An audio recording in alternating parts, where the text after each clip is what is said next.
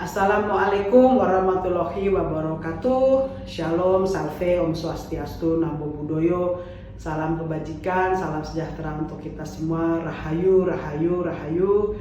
Selamat siang. Nama saya dengan Dr. Jan Francois sebagai dosen program studi hubungan internasional di Universitas Presiden atau Presiden University. Kali ini saya akan memenuhi syarat formal sertifikasi dosen atau SERDOS di tahun 2026 dengan menjelaskan mata kuliah sebagai kepakaran saya, yaitu Defense Heritage atau warisan pertahanan, yang juga warisan pertahanan ini merupakan disertasi doktor saya. Saya akan memaparkan RPS warisan pertahanan yang telah saya submit. Dalam kepakaran saya yang sesuai dengan disertasi doktor saya adalah warisan pertahanan atau Defense Heritage sebagai mata kuliah elektif yang diberikan di Presiden University di tahun kedua. Waktu saya kaprodi di tahun 2023-2024, saya membuka mata kuliah Defense Heritage atau warisan pertahanan yang diberikan di tahun kedua bagi mahasiswa program studi hubungan internasional maupun bagi mereka yang jadwalnya tidak bentrok. Dalam konteks delivery, bagaimana saya memberikan materi pembelajaran mengenai Defense Heritage sesuai dengan RPS yang saya susun, pertemuan sebanyak 16 kali, kemudian menggunakan bahasa Inggris karena di Presiden University wajib menggunakan bahasa Inggris. Kemudian sebagai bentuk asesmen atau penilaian adalah 10% kehadiran di kelas, kemudian 10% keaktifan diskusi atau partisipasi tanya jawab, kemudian 40% kehadiran field trip, karena dalam mempelajari sejarah dan juga budaya tidak bisa hanya melalui buku, namun harus keluar dari kelas dan berinteraksi langsung dengan stakeholders terkait, termasuk kunjungan ke situs-situs yang dianggap sebagai bagian dari warisan pertahanan. Sejak tahun 2023, kelas saya melakukan Defense Heritage Field Trip sebagai bentuk asesmen ujian tengah semester atau UTS. Sudah ke kota Semarang, Surabaya, Solo, Yogyakarta. Di tahun ini terakhir adalah kami ke Solo. Kemudian sesuai dengan RPS Defense Heritage, objektif dari tujuan pembelajaran Defense Heritage adalah ingin memberikan wawasan kebangsaan yang dari RPS yang sudah kami persiapkan atau capaian pembelajaran, ya, CPL. Antara lain adalah sebagai berikut: mahasiswa mampu dengan kritis dan berani membahas sejarah pertahanan dan perjuangan bangsa melawan kolonialisme sebagai sikap, memahami konsep-konsep warisan pertahanan sebagai keterampilan umum, dan mampu mengkaji warisan pertahanan baik dari aspek teori, peraturan perundang-undangan sebagai keterampilan khusus, dan menambah wawasan tentang warisan pertahanan baik di level nasional, regional maupun internasional pengetahuan. CPL 2 adalah mahasiswa mampu dengan kritis dan berani memberikan pandangan tentang sejarah pertahanan dan perjuangan bangsa melawan kolonialisme sebagai sikap, memahami konsep-konsep warisan pertahanan pada level internasional sesuai teori hubungan internasional sebagai keterampilan umum, dan mampu mengkaji warisan pertahanan baik dari aspek teori, peraturan perundang-undangan yang terkait dengan teori hubungan internasional sebagai keterampilan khusus, dan menambah wawasan tentang warisan pertahanan baik dari segi isu, aktor, dan hubungan kausalitas signifikansi warisan pertahanan dengan hubungan internasional pengetahuan. CPL yang ketiga adalah mahasiswa mampu dengan kritis dan berani memberikan penjelasan latar belakang historis, politik, sejarah, pertahanan dan perjuangan bangsa melawan kolonialisme sebagai sikap, memahami konsep-konsep warisan pertahanan pada level internasional sesuai teori diplomasi antar negara sebagai keterampilan umum, dan mampu mengkaji warisan pertahanan baik dari aspek teori, peraturan perundang-undangan yang terkait dengan warisan pertahanan, keterampilan khusus, dan menambah wawasan tentang warisan pertahanan dalam konteks diplomasi pertahanan atau pengetahuan. Dalam RPS yang telah kami siapkan juga sudah ada capaian pembelajaran mata kuliah atau CPMK 1 sampai dengan 3 beserta sub CPMK-nya dari aspek kognitif, aspek afektif, dan aspek psikomotorik. Capaian pembelajaran mata kuliah yang pertama, CPMK 1, mahasiswa mampu mendapatkan pemahaman mengenai berbagai definisi, pendapat tokoh, teori mengenai konflik, dan elemen penting dari warisan pertahanan.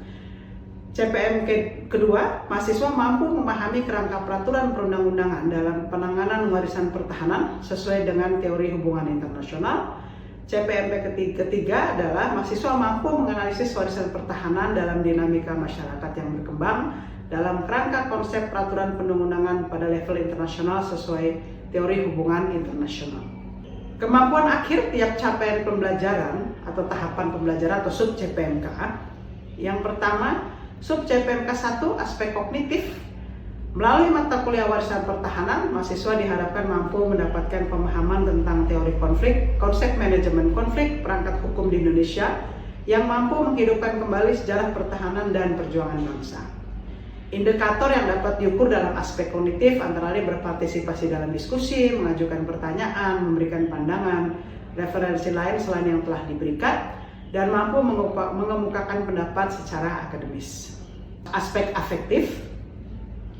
Melalui mata kuliah warisan pertahanan, mahasiswa diharapkan mampu merasakan pola-pola kerusakan yang ada ketika warisan pertahanan tidak dipreservasi dengan baik, mampu merasakan adanya hak-hak kebangsaan atau kebutuhan kepentingan nasional yang hilang ketika warisan pertahanan tidak dikembangkan dengan baik, dan mampu merasakan adanya kebersamaan sesama umat manusia di dalam konteks sejarah pertahanan dan perjuangan bangsa untuk membela kemanusiaan di atas kepentingan politik.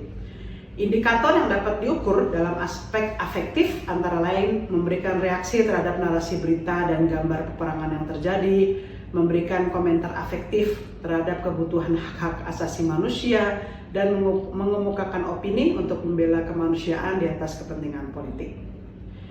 Sub CPM ketiga, aspek psikomotorik. Melalui mata kuliah warisan pertahanan, mahasiswa diharapkan mampu secara cepat dan tepat mencari referensi sejarah pertahanan dan perjuangan bangsa melawan kolonialisme dari semua perspektif, secara cepat dan tepat menjawab perdebatan konflik dengan santun, dan secara cepat dan tepat antusias memberikan ide-ide segar, serta tidak mengeluh ketika dilakukan role play atau field trip ke situs-situs sejarah pertahanan dan perjuangan bangsa.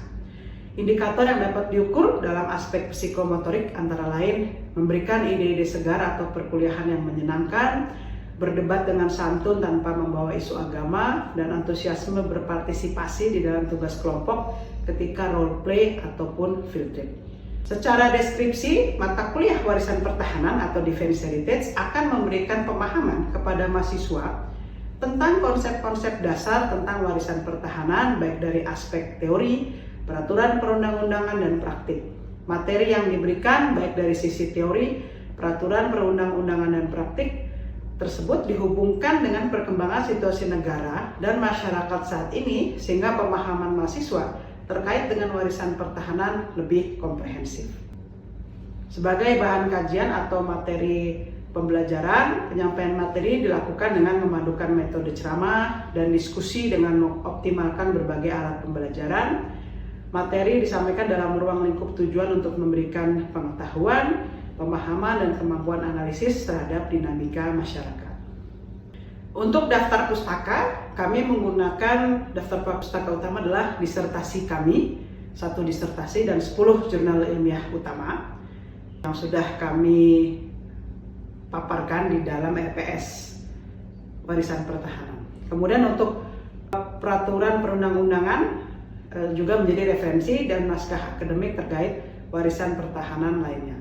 Untuk dosen pengampu adalah masih saya, satu-satunya dosen pengampu mata kuliah Defense Heritage, dan sebagai mata kuliah ini juga sebagai syarat mata kuliah 3 SKS sebagai persyarat untuk memenuhi 144 SKS atau syarat menjadi sarjana.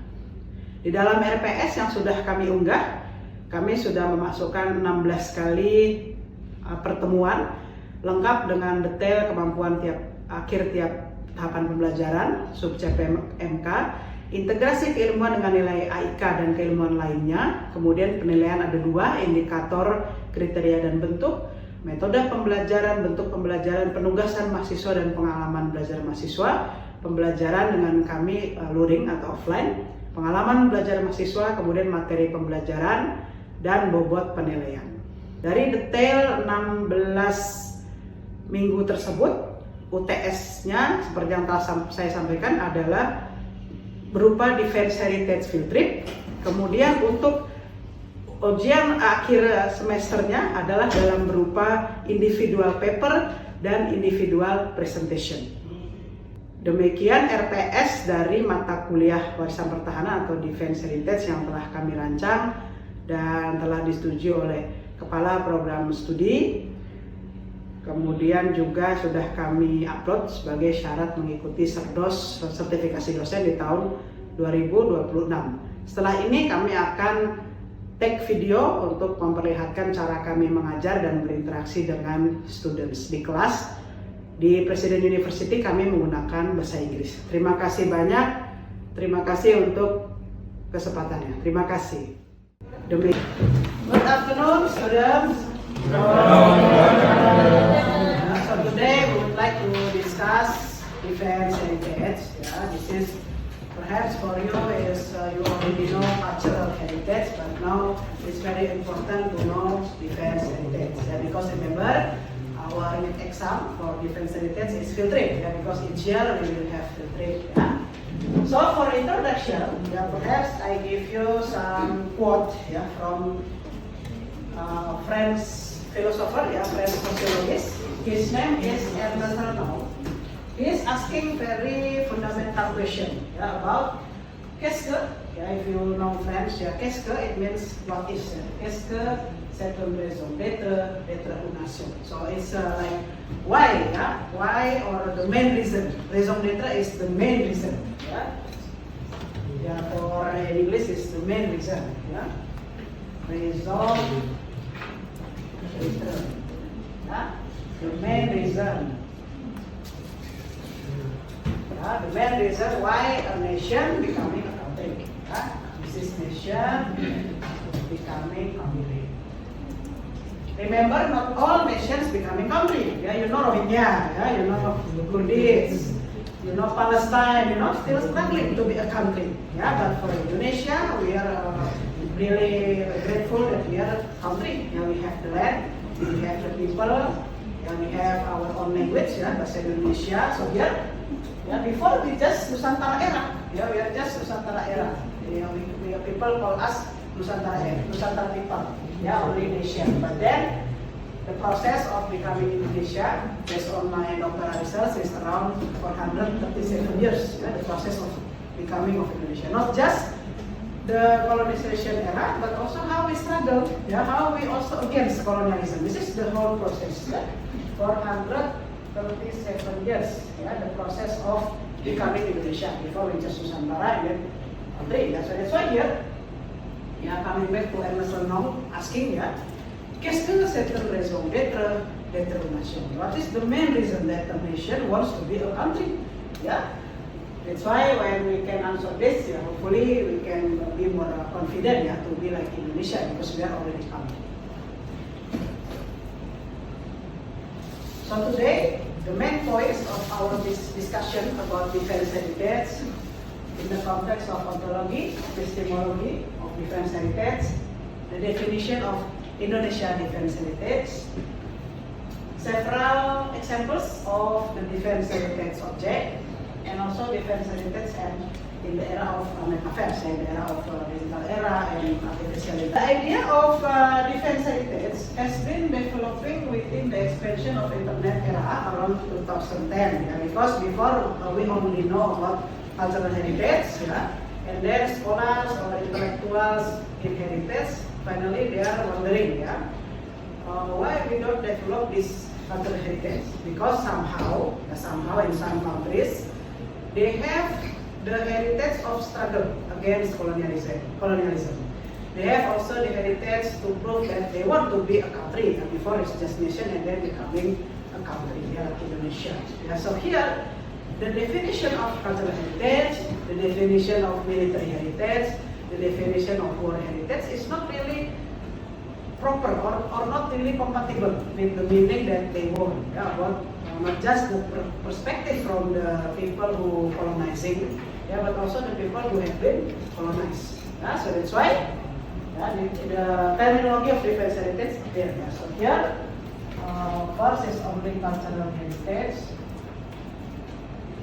and then we have war heritage in the context of heritage after World War. War heritage, military heritage. Military heritage in the context, for example, several countries like British Kingdom, they built so many military infrastructure to protect their citizen of their colony. And we just call them military heritage because part of the British or their defense system. But then the new terminology, defense heritage. So here, what is the differences? So many differences. In military and war, it's supposed to talk from the perspective of those countries who have been colonizing, like British, Portuguese, Spanish. And for the defense heritage, the perspective is from those who have been colonized, like Indonesia, America, right, has been colonized by British. Australia has been colonized by British, like Africa has been colonized by France, so they have the struggle or the process, like I said before, the process of becoming a country, the process of against colonialism. That's why the scholars of heritage said we need the new terminology. That's why defense heritage appeared. Okay, so here defense heritage focus on the perspective of colonized countries, like Indonesia, America, Australia, Malaysia, little bit Singapore, and then African nations. So what makes very different between defense heritage and cultural heritage? In cultural heritage, it's more general. For example, Borobudur. Everybody in the world can say that Borobudur UNESCO World Heritage. Borobudur is very great temples. We can say temples here in Indonesia, and then also remark the history of Hindu and Buddhism coming to our country. Everybody from Japanese, from Australia, from anywhere coming to Borobudur, the same perception, the same definition, Borobudur, UNESCO World Heritage. But defense heritage is very unique. For example, anyone from Surabaya? In Surabaya we have, if you know, Red Bridge, Jembatan Merah.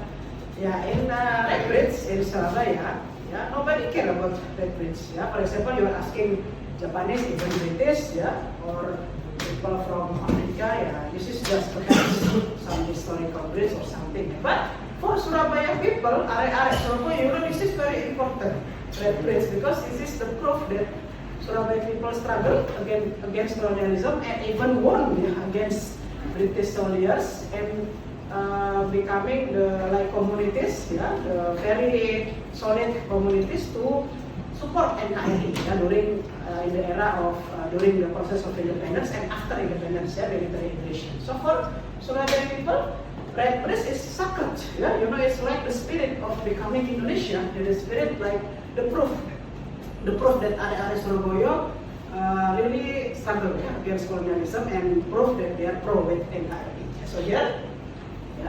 Very unique here. Defense heritage, we cannot do generalization.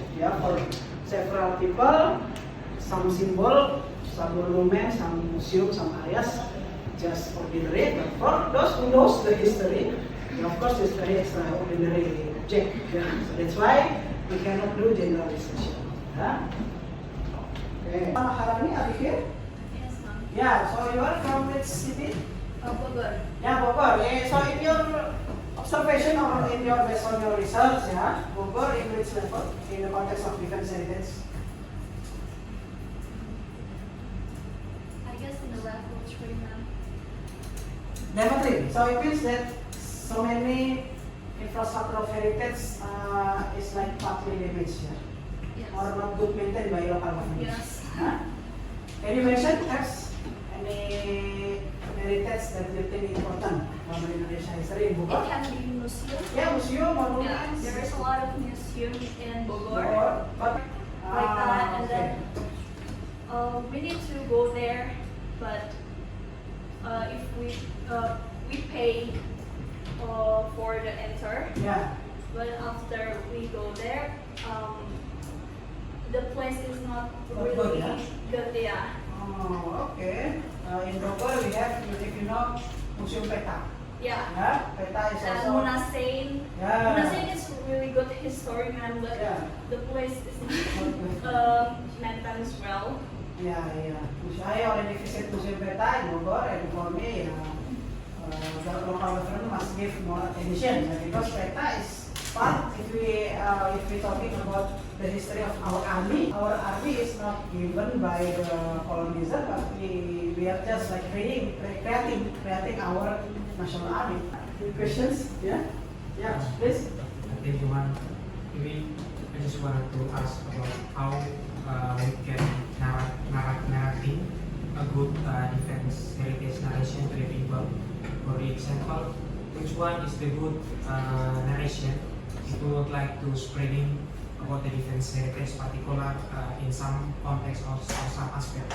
Do we need to spreading fully optimism about the story Yeah. to maybe just to for the fighting spirit of the nation of the people, or at that story in that narration we have also be openly honestly about the skepticism and also the weakness from the story.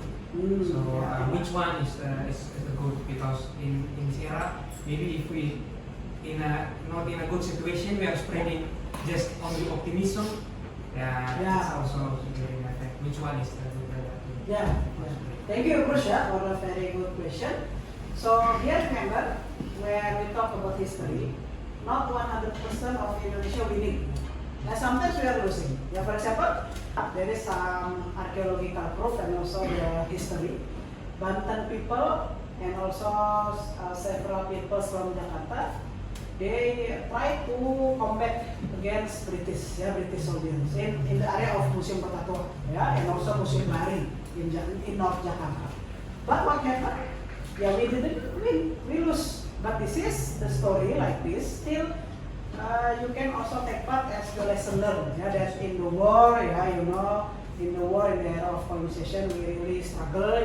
When we take our independence, not given, but also by blood and tears.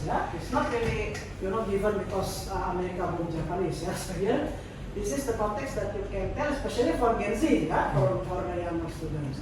Or perhaps based on my experience, you can tell to the younger students by games, games of history or games, role play or games that you can give them the intrinsic knowledge about history, but not really forcing them to, for example, to remember. It's very boring if only remember or only read this, read that. No, but you can make them go together with the field trip. You can see together the museum or monument around you.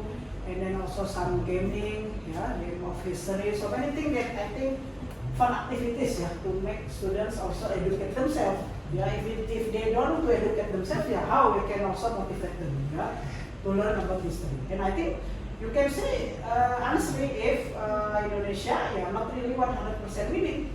Sometimes we are losing, like I said, Banten people against British, never winning, but still it's part of our Indonesian history, right? This is important. Thank you so much. Other questions? Please. I would like to ask, in this today era, warfares are increasingly by digital and cyber threats. I'm curious about how defense heritage remain relevant and adapt to the modern security challenges. Okay, thank you. Very good question. So how we can also adapt on history in artificial intelligence context, based on my experience, as educator, as lecturers, we cannot limit students not to using AI. We cannot limit them because somehow in several AI applications, they make some prompt, for example, please make this issue or the paper of this issue with several references. So I know it's already developed. So in the context how we can learn history, not just by literature review, but also I sometimes encourage students to meet directly to the saksi sejarah, to the people old people who really perhaps experience in the era of aggression, military aggression, who perhaps experience in the era of Jibun Ianfu in the Japanese colonization, in the era of Arek-Arek Surabaya against British. So yeah, I really encourage them not just by literature review, but also to meet the people, the old people, the saksi sejarah, and also to do the field trip, and they can combine. Because in AI sometimes it's not complete. Yeah, if you put the prompt in AI, for example, please create paper defense heritage about nation struggle in Surabaya, let's say, the sentiment, the feeling that the saksi sejarah can tell you is not really in AI because it's only the more experienced this, right? So this is I think we still need direct contact, I think, with the saksi sejarah. So not just handle with AI, but in other aspect, this is other aspect, we need AI to promote, right? To promote, to make flyer, to make relevant activities, or even like poster competition, for example. Please create a competition in your era with the defense heritage object. This is just example. So we don't really agree with AI 100%, but we need AI for this fun activities. Yeah. Thank you. Yeah, thank you so much.